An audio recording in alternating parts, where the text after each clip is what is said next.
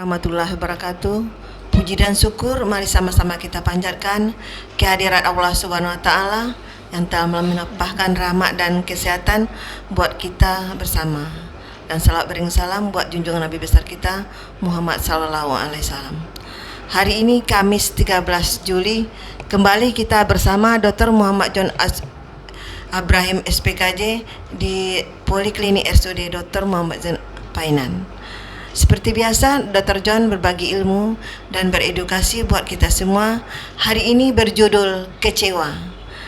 Kepada Dr. Muhammad Zain Ibrahim SPKJ, kami persilakan. Oke, judul lagu ya. Assalamualaikum warahmatullahi wabarakatuh. Seperti biasa kita membahas beberapa hal yang memang dirasakan oleh pasien, oleh mungkin kita juga, oleh dunia ini, oleh masyarakat luas dan segala macam, mungkin bisa kita mewakili saja. Jadi termasuk juga kepada diri saya. Jadi rasa kecewa itu dimiliki oleh semua orang, dan manusia kalau tidak punya rasa kecewa juga tidak normal, karena itu adalah bagian dari rasa. Jadi ada rasa bahagia, senang, sedih, kecewa, marah, itu bagian dari emosi jiwa. Jadi kalau emosi jiwa itu harus ada ekspresinya. Jadi tidak masa bahagia terus, lagi sedih masa dia bahagia juga, berarti dia pura-pura bahagia. Jadi memang ada beberapa yang harus kita utarakan. Dan kalau agama menyuruh kecewa itu malah menjadi suatu amalan yang membuat diri kita menjadi lebih tinggi. Jadi wala tahinu wala tahzanu wa antumul a'launa in kuntum mu'minin. Janganlah kamu merasa wala tahinu merasa hina, wala tahzanu merasa sedih.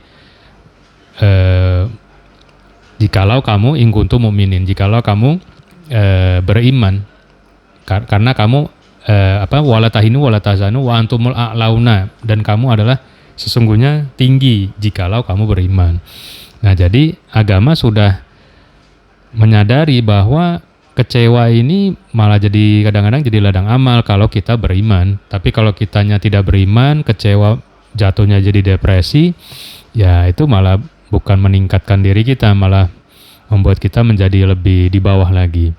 Mungkin kita untuk lebih hidup, kita dalam bentuk tanya jawab saja seperti biasa, biar kita upload untuk acara mingguan ya. Terima kasih Dr. John atas edukasinya.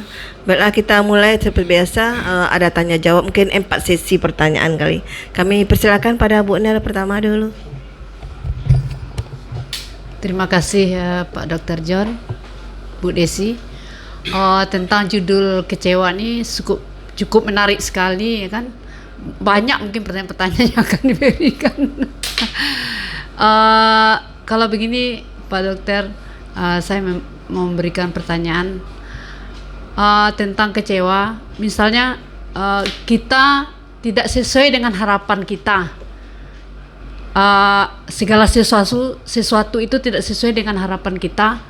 Jadi kita sebagai seseorang, apa yang harus kita lakukan untuk menenangkan atau untuk harapan kita yang tidak sesuai tadi, apa yang harus kita lakukan? Itu pertanyaan dari saya. Terbalik kameranya masih di sini biar suaranya jelas. Oke, terima kasih Bu Nel ya. Jadi apa sih tindakan kita apabila kita merasakan kecewa? Jadi sebelum kita beranjak kepada jawaban itu, kita kepada teori dasar daripada kecewa itu sendiri ya. Jadi kalau kecewa itu berbagai hal. Satu yang tadi yaitu ekspektasi kita tinggi tetapi kenyataan tidak sesuai. Kemudian juga kekecewaan itu biasanya juga karena masa lalu. Dipanggil lagi memorinya, kecewa lagi, padahal peristiwa sudah berlalu. Kemudian lagi teori kecewa ini adalah teori masalah pengendalian diri. Jadi kadang-kadang itu kan sesuatu yang masih bisa kita perbaiki, masih bisa kita raih, tapi kita sudah mengundurkan diri dari medan pertempuran. Itu juga itu beberapa teori ya. Jadi goal orientation, kemudian kejadian yang masa lalu. Nah, kemudian sebelum kita beranjak ke sana, kita juga melihat bahwa orang kecewa itu kenapa sih? Apa sih dari ilmu jiwanya begitu? Kalau ilmu jiwanya, kita melihat dari bagian otak dulu ya, otak kita dulu aja. Ketika seseorang kecewa, itu seperti biasa, otak kan cuma itu aja. Berarti yang terlibat salah satunya adalah amigdala.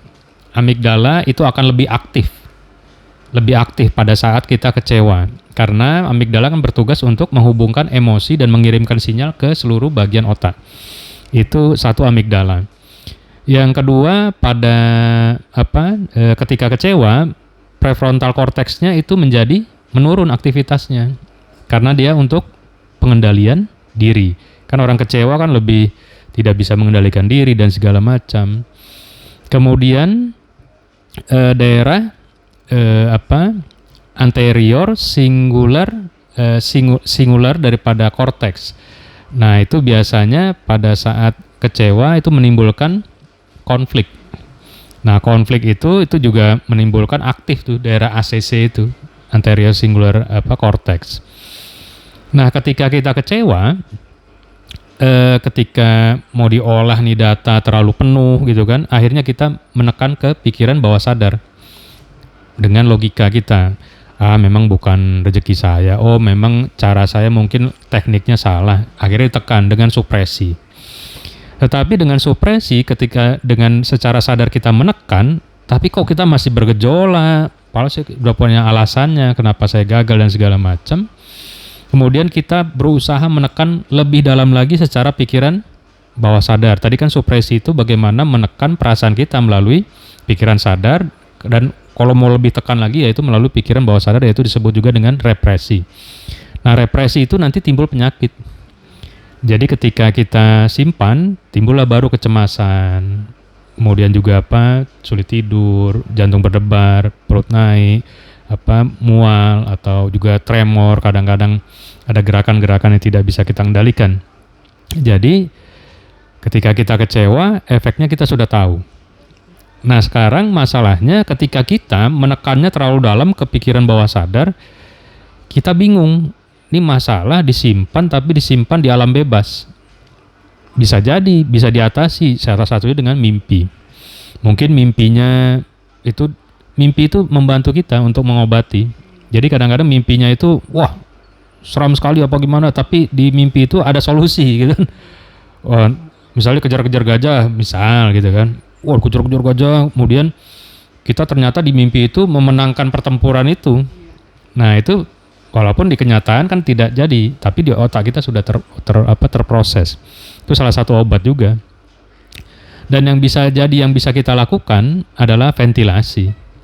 Jadi kalau ada masalah, cerita sama orang yang terdekat ya, jangan ke Facebook. Facebook tuh kalau cerita-cerita itu, semua orang baca tuh, bahaya itu. Atau di-update status ya kan, lagi galau, lagi apa. Wah, itu nanti banyak orang-orang iseng itu nanti masuk itu. Jadi kalau kita ya udah ke orang terdekat aja cerita. Atau yang paling sederhana ventilasinya yaitu dengan menulis diari. Tulis sejelas-jelasnya, jangan berpuisi. Kalau nulis diari itu tulis sejelas-jelasnya. Saya kecewa hari ini. Kenapa dia kok tega-teganya? Itu ditulis jelas. Tidak pakai berpuisi. Seperti bunga yang enggak boleh. Itu harus kita ekspresikan di buku itu. Jadi selesai di buku itu. Jangan disampaikan ke orang. Kalau ke orangnya nanti masalah baru. Nah, kemudian yang kita harus lakukan lagi adalah bagaimana kita mengevaluasi. Kalau ada mirip-mirip seperti itu, nanti gimana sih ke depan? Kita mau ada strategi apa sih? Seperti itu. Jadi kecewa adalah lumrah, tapi jangan sampai rasa kecewa itu kalau disimpan menjadi gangguan. Mungkin seperti itu ya, Bu Nelia. Terima kasih, Dr. John.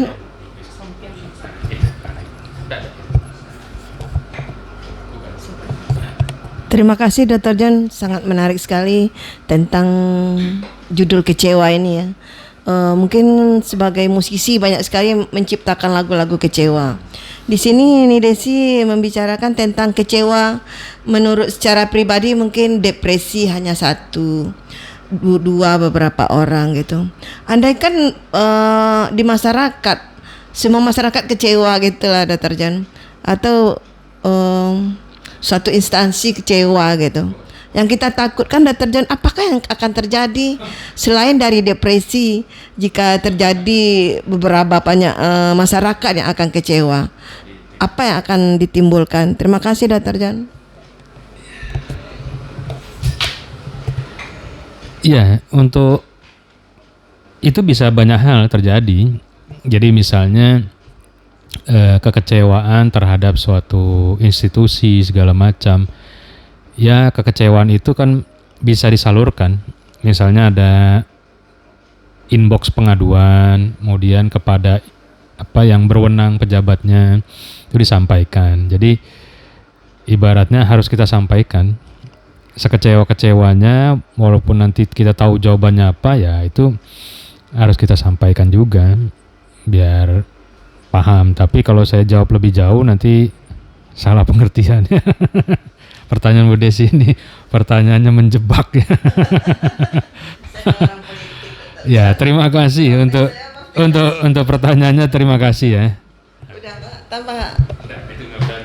Udah 2, 3, 4. Masih ada Bu Ena pertanyaan? Kami persilakan. Kita bukan 4 sesi loh. Ya.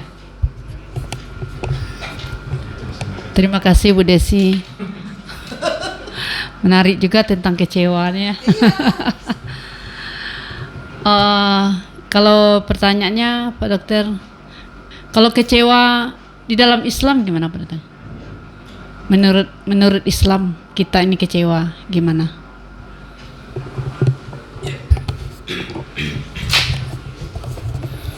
Ya, terima kasih ya Bu Nel ya. Dalam Islam itu sederhana sih. Yang tadi saya sampaikan, wala tahinu wala tahzanu wa antumul a'launa in kuntum mu'minin. Jadi janganlah kamu bersedih, janganlah kamu wala tahinu, janganlah kamu merasa hina, janganlah kamu juga tahzanu, janganlah kamu bersedih atau kecewa ya. Wa antumul a'launa, sesungguhnya kamu itu adalah tinggi derajatnya jikalau kamu beriman. Kalau nggak beriman, berarti kecewa masuknya jadi depresi, jadi pengen bunuh diri. Jadi Islam itu memberikan jawaban secara persepsi yang sehingga otak itu bisa mengolah. Kan kadang-kadang kita memang secara logikanya memang nggak masuk kan. Saya udah begini, saya udah begitu, kok gagal? Logikanya nggak masuk. Tapi ada obat yang bisa menerjemahkan kekecewaan itu sehingga bisa diolah oleh otak. Karena kalau tidak bisa diolah di otak, disimpan di pikiran bawah sadar kita, itu bisa menjadi misteri di dalam kehidupan kita. Makanya ketika kita beriman, meyakini bahwa ini jadi obat saya. Ini saya jadi lebih baik, lebih derajatnya ditingkatkan segala macam, larinya ke situ. Jadi ada jawaban. Kalau kita larinya ke logika, kok kenapa begitu, akhirnya ujung-ujungnya ya udah kita ditimbulkan penyesalan seumur hidup, nyesel lagi. Jadi nanti logikanya nggak masuk tuh. Kayak seharusnya kan begini, kan begitu. Nah, jadi sekarang ya udah sebagai orang Islam ya udah pegang aja. Kalau kita lagi kecewa, udah kita tuh derajatnya mau ditingkatkan, kemudian asal kita syaratnya beriman. Mungkin seperti itu sih, itu menenangkan dibandingkan kita seharusnya kan saya kan udah usahanya udah 1000%, kok kenapa hasilnya 10% gitu kan. Nah kayak gitu-gitu tuh nanti setan masuk ya. Kalau setan masuk ya siap-siap aja, dipanas-panasi, diprovokasi, akhirnya kitanya jadi mikirnya macam-macam. Mungkin seperti itu ya. Saya bukan Pak Ustadz juga soalnya. Terima kasih Dr. John, jawaban-jawabannya sangat menarik sekali. Mungkin saya bertanya yang keempat lagi ya Dr. John ya. Yang ingin saya tanyakan di sini kan kekecewaan, pasti ada yang memberikan kita rasa kecewa itu. Bagi yang menerima rasa kecewa mungkin depresi, sedih, mungkin ada juga gejolak sedikit rasa pemberontakan di dalam diri. Kalaupun itu sendiri, andaikan banyak tuh lain lagi rasa pemberontakan itu Dr. John. di dunia ini kan ada satu memberi dan membalas. Mungkin yang memberi rasa kekecewaan itu mungkin Allah Subhanahu wa taala akan memberi pula balasan yang setimpal. Apakah itu yang akan diberikan Allah menurut jiwa dan segala macamnya itu Dr. John. Terima kasih. Ya, terima kasih ya. Bu Desi ya. Berarti dari sudut pandang agama lagi ya.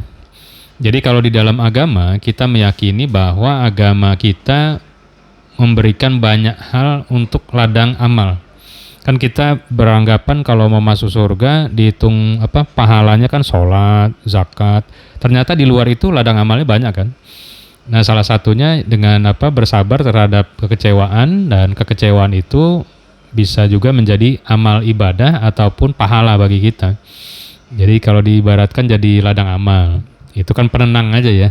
Walaupun hati kita bergejolak nih, nggak terima nih, wah ini orang harus kita singkirkan segala macam di otak kita, tapi harus kita kendalikan ya. Jadi ibaratnya tetap itu jadi ladang amal. Ya syukur-syukur nanti kalau di akhirat, kaget juga kita di akhirat kan, pas ditimbang kok pahalanya banyak sekali saya ya. Perasaan saya sholat cuma 5 waktu aja, nggak ada sholat tahajud, nggak pakai ini, kok timbangan saya berat sekali ya. Ternyata dikasih tahu sama, iya mungkin dijelaskan sama Allah, ini nih kamu nih waktu kamu lagi itu sabar, nggak ini. Ya walaupun dari 10 peristiwa ya, walaupun sabarnya 2 kamu gitu kan, marahnya 8 ya, tapi ini udah dihitung nih 2-nya ini berat nih, timbangan kebaikannya nih. Nah seperti itu. Jadi kalau kita ibaratkan ya, kita masih belajar juga bagaimana memanage kekecewaan itu, dan kehidupan ini memang ya penuh gejolak. Jadi kata guru saya, ojo mudah kagetan, jangan mudah kaget. Kemudian ojo ke susu, jangan gerasa gurusu. Nah, kata guru saya ya. Kemudian juga jangan mudah kagum dengan apa yang kita lihat, seperti itu. Jadi kita nggak terlalu kecewa. Ya terima kasih ya guru saya yang di Jawa, di Solo ya. Mungkin seperti itu ya. Oke. Terima kasih Dr. John atas edukasi dan berbagi ilmu tentang curhat-curhat kecewa. Baiklah, kita tutup aja dengan rasa kecewa ini dengan sabar. Semoga Allah Subhanahu wa taala memberikan balasan yang tersimpan atas kecewa yang kita simpan dengan sabar. Amin. Kami tutup dengan wabillahi taufiq wal hidayah. Wassalamualaikum warahmatullahi wabarakatuh. Waalaikumsalam warahmatullahi wabarakatuh.